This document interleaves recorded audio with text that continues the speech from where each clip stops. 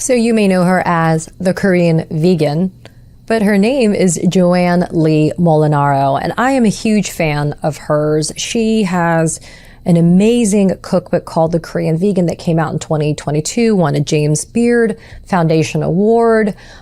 She has a brand new cookbook called Korean Vegan Homemade. It's coming out in October, and it has 10 chapters and so many amazing recipes that I'm very excited to explore. To be clear, I'm not a vegan, but do I appreciate Joanne's work? Absolutely, I do. But the thing about Joanne that I really wanted to share with all of you in this video is she, as I said, is like a kindred spirit. Growing up as a child of immigrants, especially in a Korean American household, is hard. And she has been so transparent and honest with a level of candor about how her journey has evolved and the person she has become. And she kind of is so clear about why her journey has made her willing to speak up and to speak out about what is going on in America today. But she does it in such an incredibly unique and creative way. She invites you to her table where she cooks for you. And in the course of that emotional experience, there is a discourse, and one that you will hear that Joanne wants us to achieve, which is a civil discourse, that perhaps maybe there's more that we have in common than we have not in common. And so I wanted to make sure that we had the chance to spend some time with Joanne and learn a little bit more about the work that she's doing.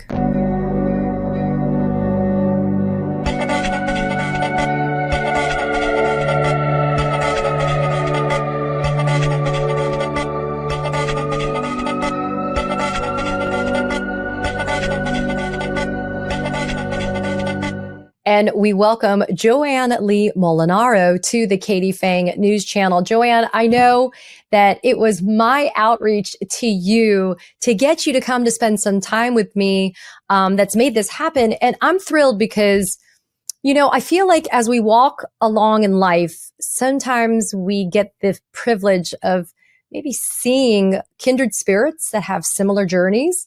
And that we kind of get our paths get to cross in a way. And when I hear and I read and I watch and I witness your life and the evolution of what you've gone through to get to where you are here, it not only inspires me, but it makes me feel like, you know what, some of the decisions that I've made along the way kind of make sense. For example, we're both refugees from the law.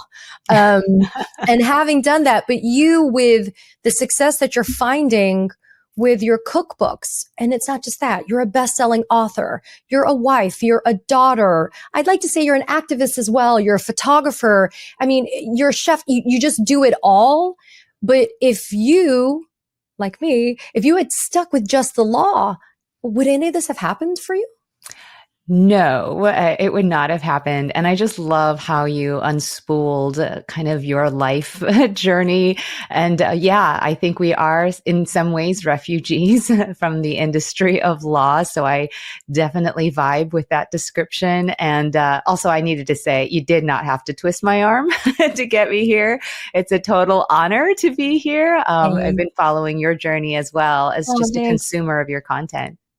Well, I appreciate it. And so, Joanne, you have a new cookbook out. It's called Homemade. I mean, it's the Korean Vegan Homemade. It is a follow-up to your James Beard Award winning The Korean Vegan from 2022. I will say to you, I never even realized until I started following you and looking at the recipes and the work that you're doing. I didn't even really think, having grown up being Korean American myself, that there was really a space for things like vegan recipes in the Korean culture. Yeah, I think that's such an interesting thing because I think as children of immigrants or as members of diaspora, we don't always see all of the pieces of Korean history. And when I was first introduced to the idea of going vegan, my immediate reaction was, well, I can't. I'm Korean. Like, exactly. I was like, it's not possible. And then, of course, once I, kind of peeling back some of these layers, I realized, well, there's this beautiful, rich history of plant-based cuisine and Korean temple food. And that for a part of Korea's history, as you know, it was a dynasty for many, many hundreds of years. There were parts of Korea's history where people were literally not allowed to eat meat because there was so much Buddhist influence over the governing of our country. So, contrary to what many people believe, there's an abundance of plant-based cuisine in the cultural stories of Korea.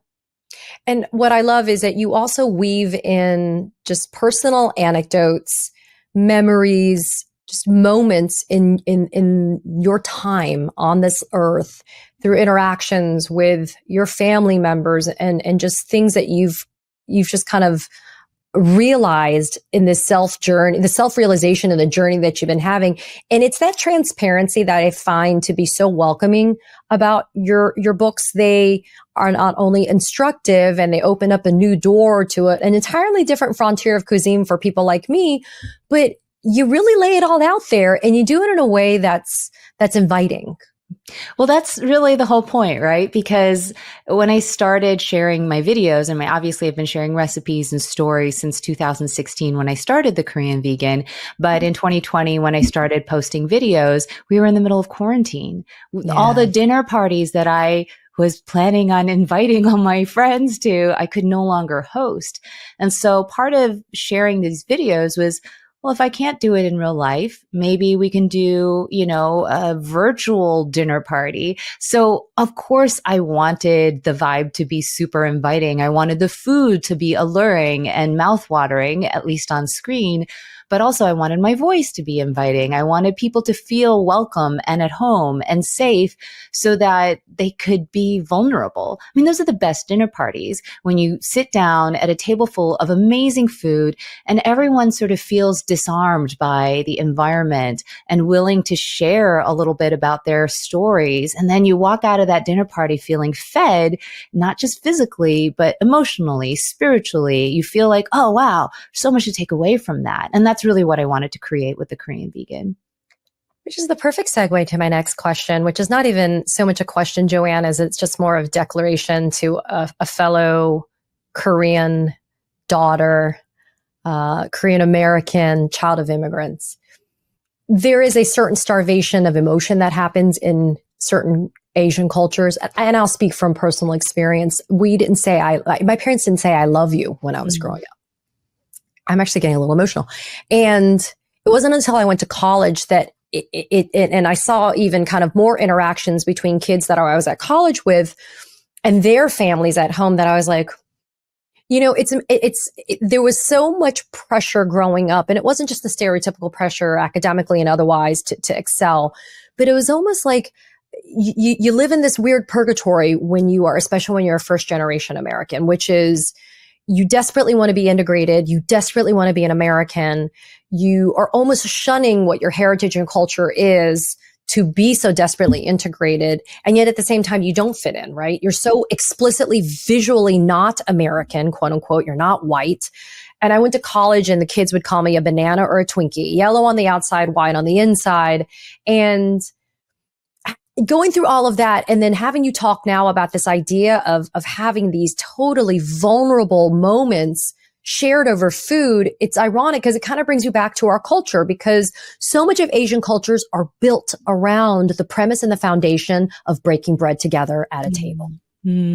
I think you described so perfectly my own childhood and my own sort of struggle. I think it's also unique to the era of American history that you and I grew up in. I think this conversation about the struggle to assimilate and the pressure to assimilate that we received from our parents, not just from the external forces. My own parents were like, you need to blend in. We need to blend in when we're on the outside. What we do inside our home is different, so there was a lot of that. I don't know that this next generation of, children of immigrants are experiencing that sort of same idea. But I think that, in terms of just navigating that struggle and how that contributes to our identity and our ability to articulate our identity today, it's an interesting conversation, right, Katie? Because we felt pressure.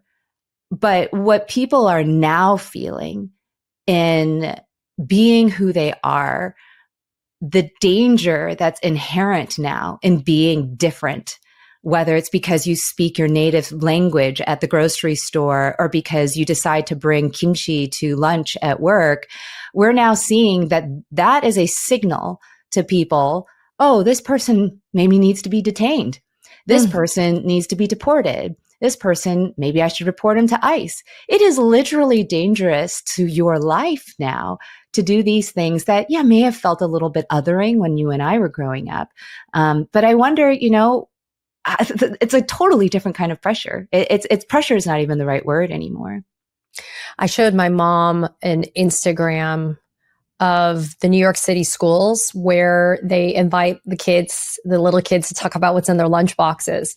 And there was this little Korean girl and she brought kimbap and she was rolling the kimbap at her lunch table. Mm-hmm. And there was another little Korean girl who brought bulgogi from home. She brought radish kimchi from home and she brought japchae. She brought japchae.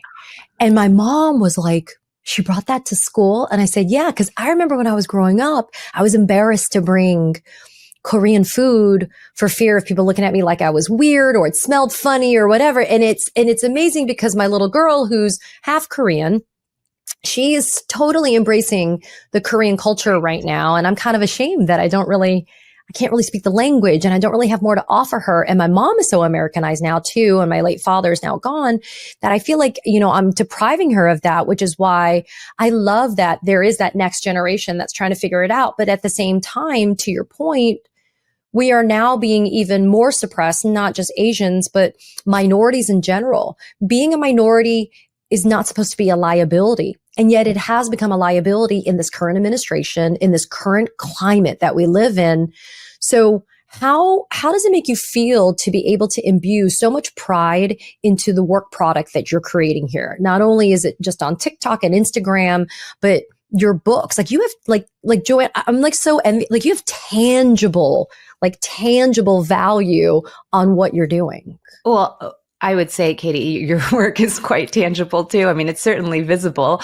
And if you ever want to write a book, I have every confidence that I have a lot of stories to tell. Yeah, yes, I'm pretty sure you could do that too. And it'll be a bestseller instantly. So if you want, you could do it too.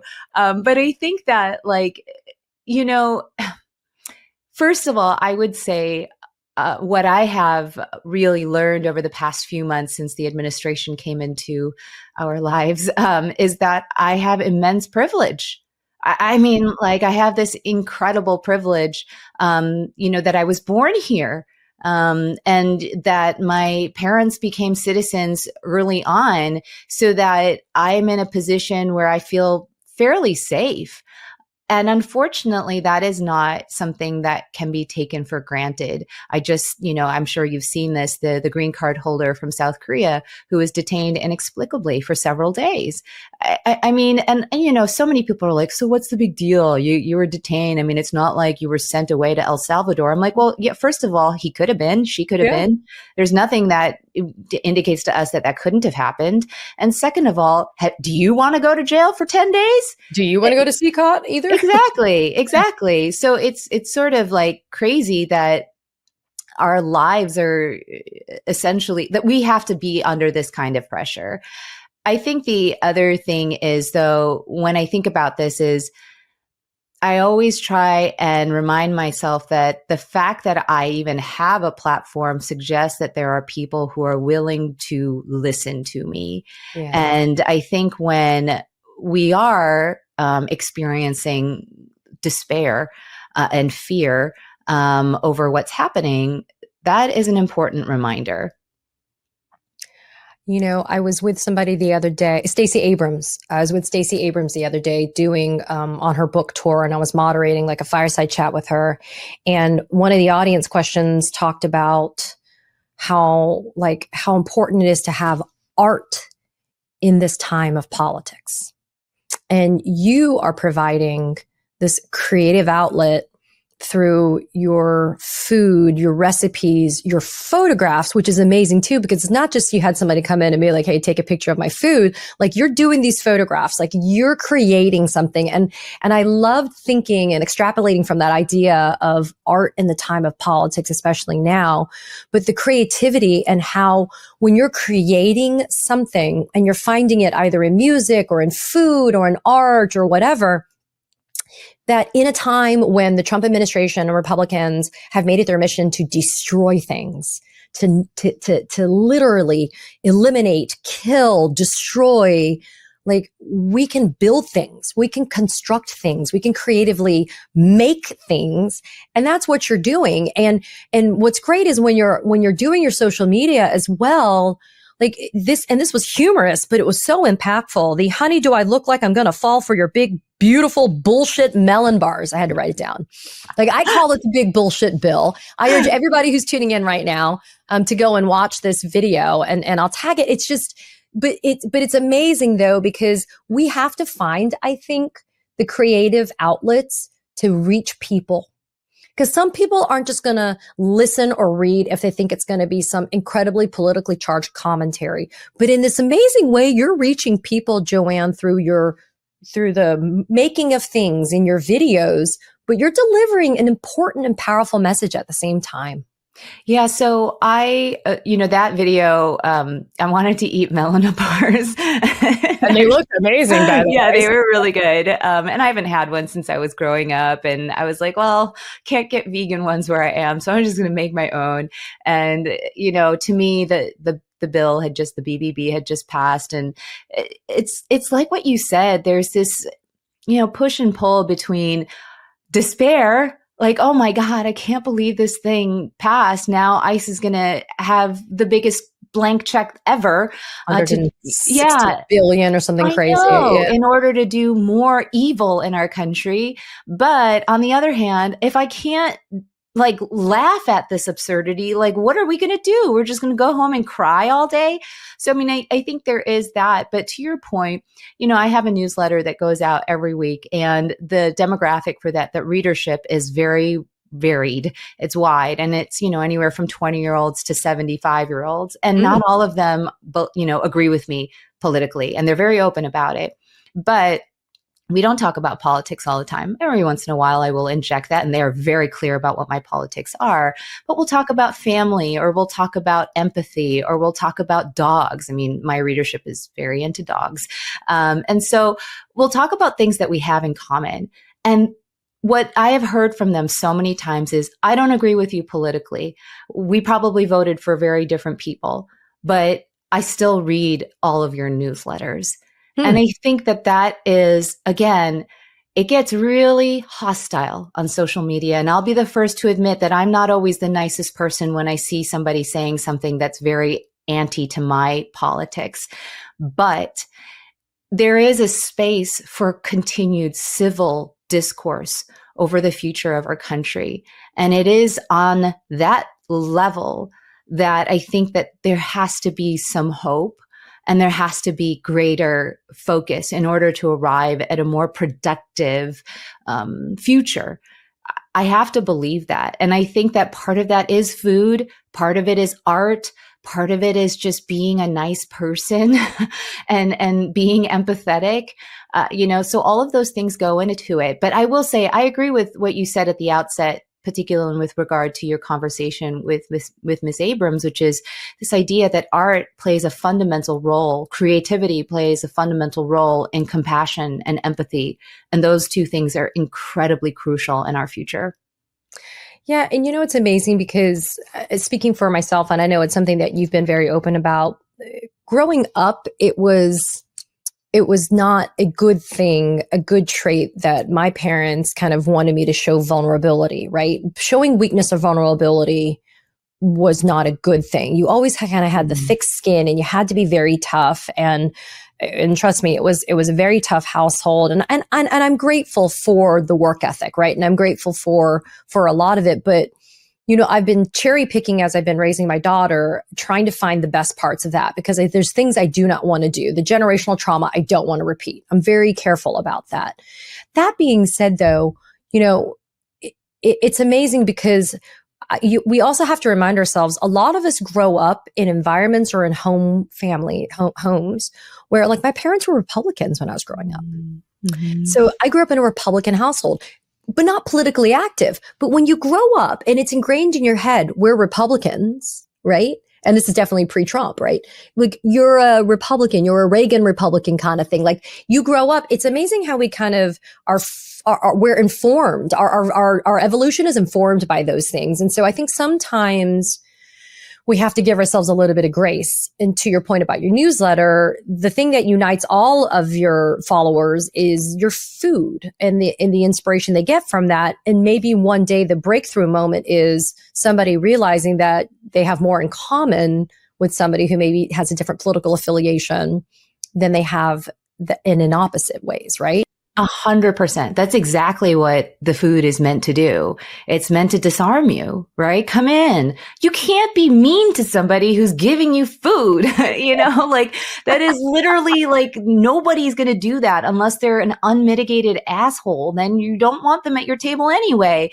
I mean, so that's really like the first invitation. But when I started sharing the stories of my family in 2016, it was directly as a result of Trump being elected. And so I started doing that because anytime they started getting up in arms about ICE, because ICE was in full effect at that time and they were doing the same thing that they're doing right now, I wanted them to remember the stories of my mom and dad and my grandma. Said, okay, when you start seeing the news and you start seeing people detained, I want the stories that you loved about my grandmother and my mother and my father. I want those things ringing in your ears. It may not change very much, but at least it's a foot in that door to opening yourself to more compassion, more empathy, a broader understanding of what it means to be an American. That was really all I wanted. And I think that is what I continue to try and do, though it becomes harder and harder. I mean, as I'm sure you feel with, this discussion of empathy, with a discussion around, being conditioned to look at the world in a certain way because of your parents, it gets harder and harder to do that. And I've been talking to a lot of my community members, and many of them are in their 60s and 70s. They're like, I honestly can't remember it being so divided, so polarized in my lifetime. And that makes me scared. And what I am finding, though, is there are these pockets of people that lead to these pockets of peace where you are starting to find very clearly defined communities now. And they're not saying you cannot join or you cannot be a part of it. But I do find that one of the most kind of humbling experiences that we've had through Trump 1.0 and now Trump 2.0 is you kind of get to know who you are and you kind of get to know what's really important. That is very true. Like what your value system is. And I concur that I come from a place of privilege, but I've been having just these moments of realization along the way, which have inspired me to not be quiet, which is again, very antithetical to being an Asian female in the stereotypical way. But I'm like, you know what? I'm really realizing what my value system is and what I'm willing to do. And I spoke with Congresswoman Becca Balint, recently, and she said that one of the things she's starting to ask people, constituents or otherwise, is when was the last time you were brave? Yeah. And when she said that to me, like I was floored, right? Because I'm like, what a great question. When was the last time you were brave? Because bravery is defined in different ways. And so I feel like what you're doing is you're welcoming people into the most intimate part of your home, by the way, second obviously to the bedroom, right? It's your kitchen. Yeah. The dining table, especially for Asians and for many cultures, and that's what I love about food. It's just such a unifying concept. The dining table or the kitchen it's supposed to be the heart of your house, right? The heart of your household. And it's where so much goes down in a family. So for you to invite people in and to have your own transparency about your family fleeing North Korea, you being an American and a child of immigrants, your story of divorce and finding true love, leaving a profession that was probably, you were supposed to do by all conventional standards, but are not doing now. I mean, that I think invites, to your point, invites people in to say, okay, this is a safe place where if Joanne's showing me all of her Achilles heels and all of her warts and all, then I can do the same. That's exactly it. You hit the nail right on the head. I take the first step because I realize I'm in a place of privilege. And I'll do the thing. I'll show you my sleeveless heart first. Like, here you go. And that way you can know that you can reciprocate in whatever version and to whatever degree that you feel you can or you want to. But that vulnerability is absolutely necessary if we're going to hurdle these sort of unprecedented divides that we are seeing across our country. And it's not easy to do because I'm mad 99% of the time. Me too. And when you're angry, it's hard to see past that rage. And we have every right to be enraged. That's the other thing, is we have every right to be enraged. And so with all of that, it's sometimes really hard to be vulnerable and to accept another person's vulnerability when they are doing so in opposition to what you believe is correct or right. Yeah. That's, you know what, that hits the nail on the head. I mean, Joanne, I want to thank you for inspiring me and others. I want to thank you for the privilege of your time. You are quintessentially one of the busiest people that I know, but also that's being a good Asian too, because you have to keep you busy as well. Please send my best to your family, but also let people know, where can they find you? I mean, you are ubiquitous, but if people are going to want to come and find you, talk about where they can get your books and where they can follow you. Yeah, well, thank you, Katie, for that opening. But you can find me at The Korean Vegan on all the social media platforms. I spend most of my time on Instagram, YouTube, TikTok, and Threads. Threads is where I'm mostly me. The others are a bit more curated, I would say. And then my book, The Korean Vegan Cookbook, which is my first book, you can find that at every retailer of books as well as independent bookstores. And my forthcoming book, which will be out in October, called Korean Vegan Homemade. Yeah, I know, I'm really excited about that. You can pre-order now on all of the same places that you pre-order all your books. And of course, that will be out in bookstores in October. And I will have another book coming out sometime in 2027. It'll be a memoir. So I'm excited about that as well.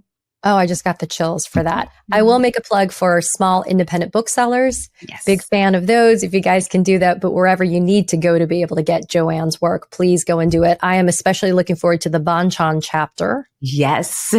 Homemade. For those of you that don't know, when you go to Korean restaurants, Korean barbecue, when you go and it's all the little dishes that come out on the table that you're like, wait, I didn't pay for this. It all comes to you for free. When you go to Korean restaurants, that's banchan. So I'm looking forward to seeing what that's going to be, Joanne. Lots of banchan in the book. Well, thank you, Joanne Lee Molinaro, for spending the time with us here at the Katie Phang News Channel. It's good to see you. Thank you for having me. Katie Phang here. We launched the Katie Phang News Channel in partnership with the Midas Touch Network so we could bring you the latest in legal and political news. Straight, no chaser. So if you're a fellow truth teller, hit that subscribe button and share the word about this channel so we can build a high information America together.